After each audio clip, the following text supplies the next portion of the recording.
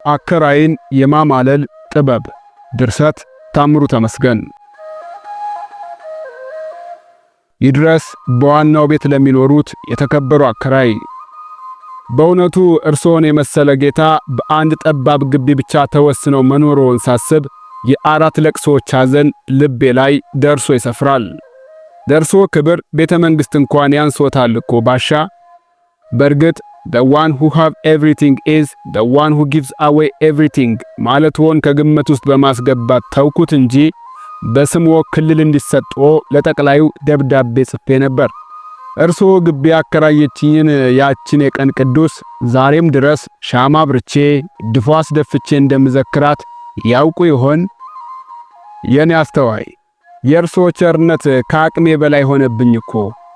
ለምሳሌ በቀደም ዕለት አንድ ባልዲ ውሃ ቀድቼ ሁለተኛ ልደግም ስል አሁንስ አንደኛህን አበዛኸው ብለው በባለጅንፍ ከዘራዎ ወገባ ገዳይን ሰብረው ሲያባርሩኝ ውሃ ባካኝነቴ ወለል ብሎ ታየኝ።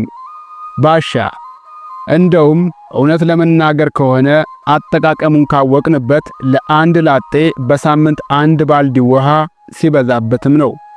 ለምሳሌ ሌላው ተከራይ ካልተቃወመኝ ልብሳችንን ባጠብንበት ውሃ ገላችንን መታጠብ ብንችል፣ ዕቃ ያጣጠብንበትን ውሃ ለአትክልቶችም ጥም ማርኪያ ብናውለው፣ እንዲሁም ጥርሳችንን የቦረሽንበትን ውሃ በደንበኛ ማጥለያ አጥልለን ሻይ ብናፈላበት የሚል ሐሳብ አለኝ። የሆነ ጊዜ ደግሞ እንቁላል ልጠብስ ስል መብራቱን ከቆጣሪ ያጠፉብኝ። ያኔ ሌሎች ተከራዮች ክፉ ነገር ሲናገሩት፣ እኔ ግን በተቃራኒው የመብራት አጠቃቀማችን ላይ ችግር እንዳለ ነው የገባኝ። በእውነቱ እርስዎን ነገር ፍለጋ ካልሆነ በቀር እንደው ማን ይሙትና እንቁላል ለመጥበስ መብራት ከመቼ ጀምሮ ነው የሚያስፈልገው ባሻ? በዚህ አናት በሚበሳ ፀሐይ እንቁላሉን መጥበሻ ላይ ቁጭ አድርገን 1-2 ደቂቃ ጣራ ላይ ብንሰቅለው አይደለም መጠበስ አይፈለፈልም እንዴ ባሻ?